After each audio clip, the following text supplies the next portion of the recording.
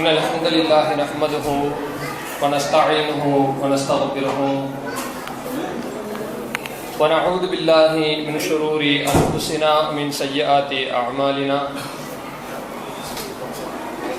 من يهده الله فلا مضل له ومن يضلل فلا هادي له وأشهد أن لا إله إلا الله وحده لا شريك له وأشهد أن محمدا عبده ورسوله أما بعد. கண்ணியம் நிறைந்த சகோதர சகோதரிகளே, சிறப்பு மிகுந்த வரலாறுகள் என்கிற தலைப்பின் கீழாக நேற்றைய தினம் பதிலுக்கு முந்தைய கடைசி போர் அதை பற்றி நாம் பார்த்து வந்தோம். அதற்கு அடுத்தபடியாக இன்ஷா அல்லாஹ் இன்றைய தினத்திலே அந்த கடைசி போரிலிருந்து பதிலுக்கு முன்பு வரை நிகழ்ந்த நிகழ்வுகளை சுருக்கமாக நாம் பார்க்கவிருக்கிறோம். அதாவது ஹவுரா என்கிற இடத்திலே அந்த அபு சுஃபியானுடைய படை வருகிறது. வரும்பொழுது அந்த படையினுடைய மதிப்பு நேற்றைய தினம் நாம் சொல்லியிருந்தோம். அதாவது அவர்கள் 1000 ஒட்டகங்களுக்கு அதிகமாக வைத்திருக்கிறார்கள். 50,000 தீனார்களுக்கும் அதிகமாக அவர்கள் தங்களுடைய கைவசத்தில் வச்சிருக்கிறாங்க. ஆனால் வெறும் 40 பேர் தான் அதுக்கு செக்யூரிட்டி இருக்கிறாங்க. இப்போ இதை ரசூல் ஸல்லல்லாஹு அலைஹி வஸல்லம் அவங்க ஏன் போய் அட்டாக் பண்ண போகிறாங்கன்னு கேட்டால் நமக்கு இயற்கையாக ஒரு சந்தேகம் வரும். எதுக்கு ரசூல் அட்டாக் பண்ணணும்? அவங்க நாட்டுக்கு போய்கிட்டு தானே இருக்கிறாங்க. நம்ம முஸ்லீம்களை எதுவும் அவங்க தாக்குதல் தொடுக்கலை. பிறகு எதற்கு ரசூல்லா போய் அவங்கள தாக்குதல் தொடுக்க வேண்டும் என்ற சந்தேகம் வரும். அது சரியானது தான். காரணம் என்னன்னு கேட்டால் ரசூல்லா தாக்குதல் தொடுக்க காரணம், அதாவது இந்த மக்கள் இங்கிருந்து இவ்வளவு பெருமதியான பொருட்களை கொண்டு மக்காவிற்கு சென்ற பிறகு அங்கு அந்த பொருளாதாரத்தை எல்லாம் சேகரித்து வைத்து மதீனாவில் உள்ள முஸ்லிம்களை தாக்குவதற்கு தான் அதை பயன்படுத்துவார்கள். கன்ஃபார்மா அதுக்கு தான் என்ன செய்வான், கொண்டு வருவான். அல்லாஹும் குர்ஆனை அதில் சொல்லி காட்டுகிறான், இன்னல்லதீன கஃபரு யுன்ஃபிகூன அம்வாலஹும், அதாவது இறை நிராகரிப்பாளர்கள் தங்களுடைய பொருளாதாரத்தை செலவழிக்கிறார்கள். எதற்கு என்று சொன்னால் லியசுத்து அன் சபீலில்லாஹ், அல்லாஹ்வுடைய பாதையை விட்டு தடுப்பதற்காக என்று அல்லாஹ் சொல்லுகிறான். அப்ப இந்த மக்கத்து காபீர்களுடைய பொருளாதார செலவு அதிகமாக எதுக்கு அளிக்கிறாங்கன்னு சொன்னா இந்த போர்களுக்காக தான். முஸ்லிம்களை எப்படியாவது அழிக்கணும், அவங்களை ஒழிக்கணுன்றதுக்காக தான் செலவழிச்சாங்க. அந்த அல்லாஹ்வுடைய வசனம் உண்மையாகவே நீங்க பதில் போர்ல பார்க்கலாம். பதில் போர் துவக்கம் இருக்குதா இல்லையா, இன்னைக்கு வரக்கூடிய சம்பவம் அதுல பார்க்கலாம் எந்த அளவிற்கு அவங்க தங்களுடைய பொருளாதாரத்தை செலவழிக்கிறாங்கன்னு சொல்லி. இப்போ இவ்வளவு பொறுமதியை ரசூல் ஸல்லல்லாஹு அலைஹி வஸல்லம் அவர்கள் தானாக சென்று தடுப்பதற்கு காரணம், அவங்க பதில் தாக்குதல் ஆரம்பத்தில் அவங்க ஸ்டார்ட் பண்ணல, ரசூல்லா தான் ஸ்டார்ட் பண்றாங்க. காரணம் என்னன்னு கேட்டா இவர்கள் அதன் மூலம் முஸ்லிம்களை அடிக்க துடிக்கிறார்கள் என்பதனால்தான். இது எல்லா நாட்டினுடைய நடப்பு தான். ஒரு நாடு இருக்கிறது, தன்னுடைய எதிரி நாடு தன்னை அழிப்பதற்கு தன் நாட்டு வழியாக பொருளாதாரத்தை கொண்டு சென்றா விடுவாங்களா? விட மாட்டாங்க. இவங்க போயிட்டு திருப்பி நம்மளை தான் அடிக்கிறாங்கன்னு சொன்னா ரசூல்லா மட்டும் கிடையாது, எந்த நாட்டு தலைவர்களாக இருந்தாலும் தடுக்க தான் வேண்டும். அப்பதான் ஒரு ஒழுங்கான தலைவர். அப்படி தடுக்கலன்னு சொன்னா ஒரு மக்களுக்கு சரியான ஒரு ஆட்சியாளர் கிடையாதுன்னு ஆயிரும். அதனாலதான் ரசூல்லா தடுத்தாங்களே ஒழிய மற்றபடி வேறு எந்த உள்காரணங்களும் அதுக்கு இல்லை என்பதை நம்ம முதலாவதாக புரிந்து கொள்ள வேண்டும்.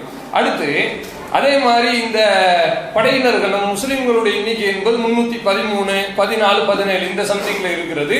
இவ்வளவு தூரத்துல மக்கள் என்ன செய்கிறார்கள், போறாங்க. 1-2 குதிரைகள் தான் அவர்களிடத்துல இருக்கிறது. மொத்தம் அவங்கள்ட்ட வெறும் 70 ஒட்டகங்கள் தான் இருக்கிறது. அப்போ 300 பேர் 70 ஒட்டகத்தில் எப்படி போறது? ஒரு ஆளுக்கு ஒரு ஒட்டகம் என்கிற கணக்குல வராது. ஒரு ஒட்டகத்துல 3 பேர் உட்கார்ந்துக்குருவோம் என்று ரசூல் ஸல்லல்லாஹு அலைஹி வஸல்லம் அவங்க அந்த இடத்துல என்ன செய்யறாங்க, அவங்க பேசி ரசூல்லா உட்பட எல்லாருமே ஒரு ஒட்டகத்துக்கு 3 பேர் தான், நபிக்குன்னு தனி ஒட்டகம் எல்லாம் கிடையாது. அப்படி உட்கார்ந்து போகும் பொழுது 3 பேர் உட்கார்ந்து போகக்கூடிய நேரத்துல சஹாபாக்கள் என்ன செய்வாங்க, ரசூல்லாவினுடைய அந்த தவணை வரும்போது ரசூல்லா கீழே இறங்கி நடக்கிறாங்க.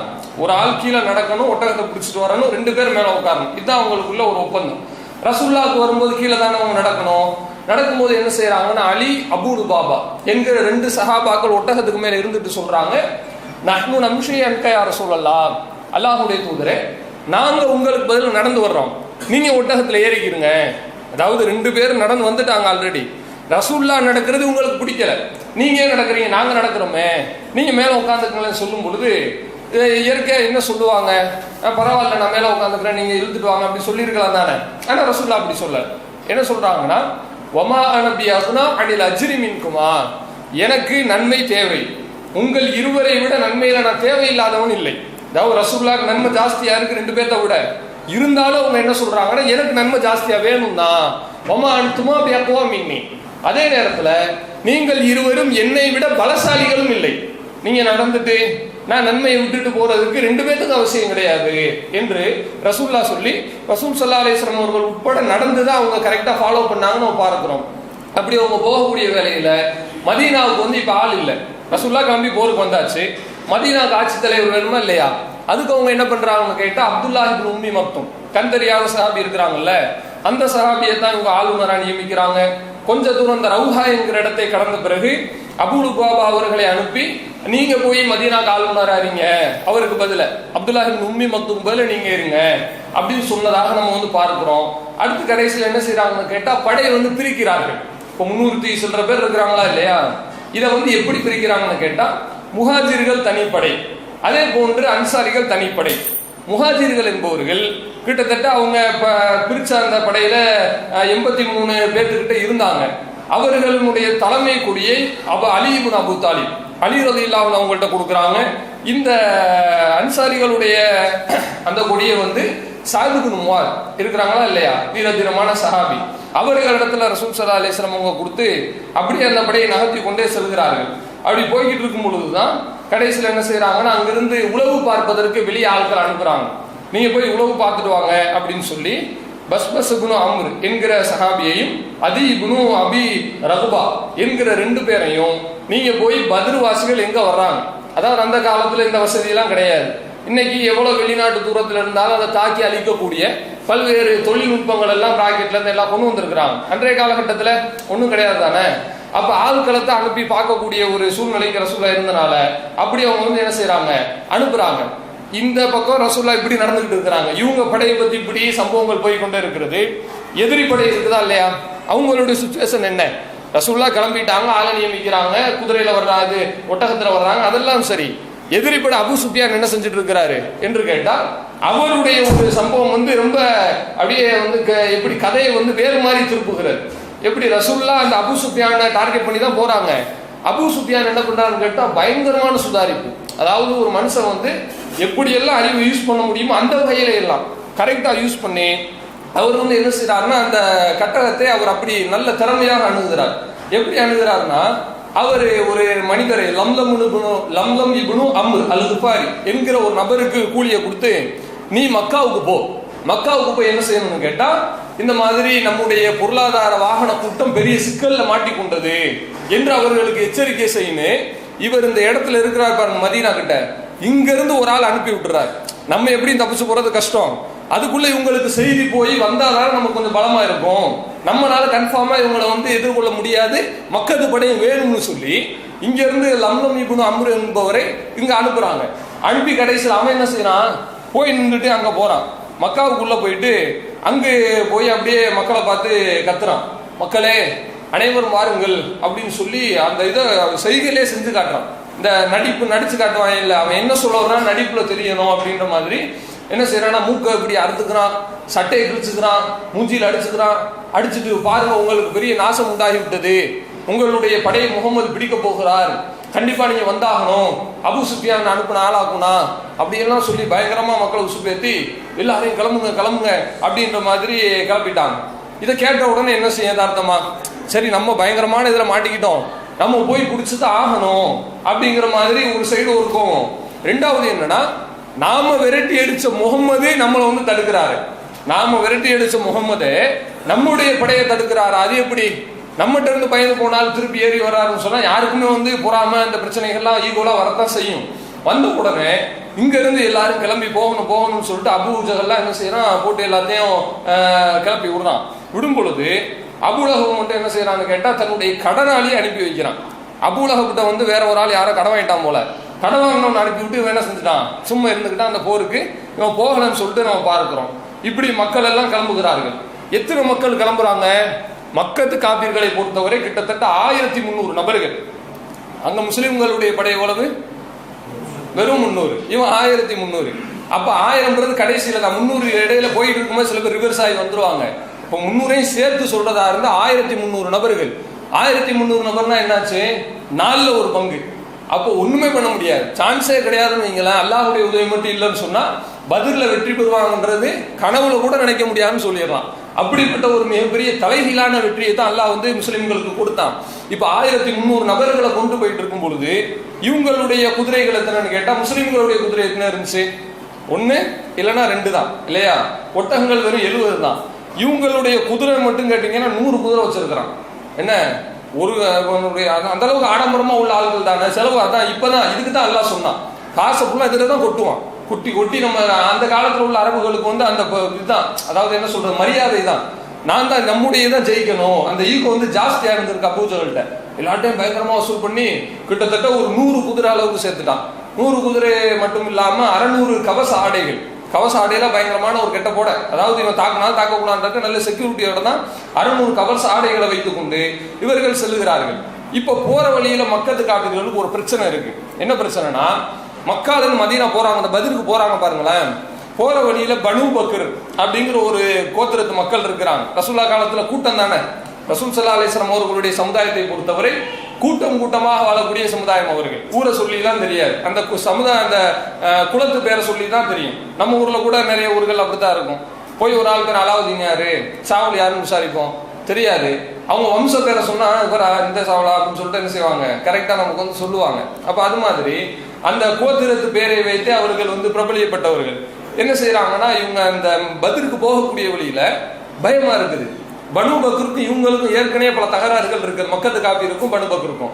நம்ம போயிட்டு இருக்கும் போது மக்க காஃபிர் போறான்னு சொல்லி தெரிஞ்சா கரெக்டா நம்ம ரூட்ல கிராஸ் ஆகிறன்னு அடிக்க வரலாம் தானே. இந்த எதிரி நம்மளை தாக்கிடக்கூடாது. நம்ம வேற எதிரிய 1ஆம் நம்பர் பார்ட்டியை நம்ம நோக்கி போறோம், 2ஆம் நம்பர் பார்ட்டி இடையில வந்து அடிச்சுட்டானா பிரச்சனையா போயிருமேன்னு சொல்லிட்டு அபூஜகல் எல்லாரும் பயங்கரமா அந்த இடத்துல பெரிய டிஸ்கஷன் நடக்குது.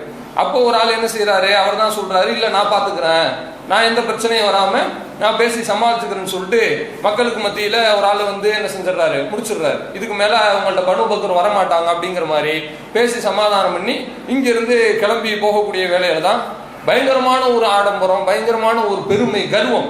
அல்லாஹ் குர்ஆன்ல சொல்றான், பத்தரன் வரிஆ அன்னாஸ். இந்த காபிர்கள் செல்லுகிறார்கள் போருக்கு. எதுக்கு மெயினா போருக்கு செல்றாங்களாம்? ஒரு பெருமையை காட்டுவதற்காகவும், வரிஆ அன்னாஸ், மக்களுக்கு அந்த முகஸ்துதி ஏற்படுத்துவதற்காகவும்.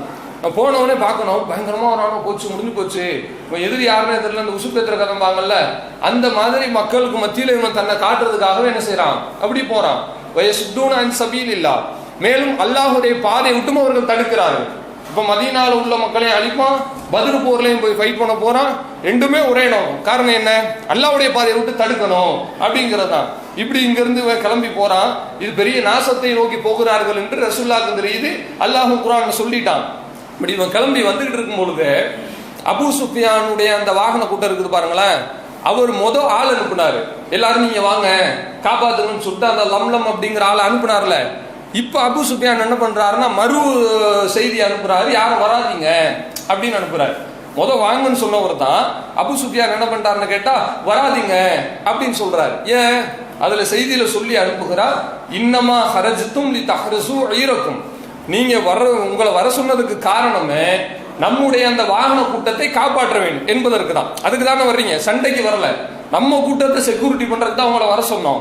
வரிஜாலிக்கும் அம்பாலிக்கும், மேலும் உங்களுடைய பொருளாதாரம் உங்க ஆட்களை எல்லாம் காப்பாற்றுன்றதுக்காக வந்தோம். பக்கத்து நஜாஹல்லா, அல்லாஹ் காப்பாத்திட்டா ஃபர்ஜியூ, நீங்க திரும்பி போயிருங்க அப்படின்னு சொல்றாங்க. கரெக்டா இருக்கிறார். வந்தது வந்துட்டு நீங்க வாங்க ஒரு கை பாத்துருவோம் முஸ்லிம்களை அப்படி எல்லாம் சொல்லாம அபூ சுஃபியான் என்ன சொல்றாரு, பொருளாதார வாகன கூட்டத்தை காப்பாத்துறதுக்காக வந்தீங்க, அல்லாஹ் காப்பாத்திட்டாங்க தப்பிச்சுட்டாங்கிறாரு. அழகா ரூட்டை மாத்தி வேற ரூட் அவர் என்ன செஞ்சாருன்னா போயிட்டாரு. எப்படி போனாருன்னு அந்த செய்தி பின்னாடி வருகிறது. இப்ப அவர் போயிட்டேன்னு சொன்ன உடனே அவங்க நீங்க வராதீங்கன்னு சொல்லி கடிதம் அனுப்புறாரு. ஆனால் அபூ ஜஹல் என்ன செய்யல, கேட்கல.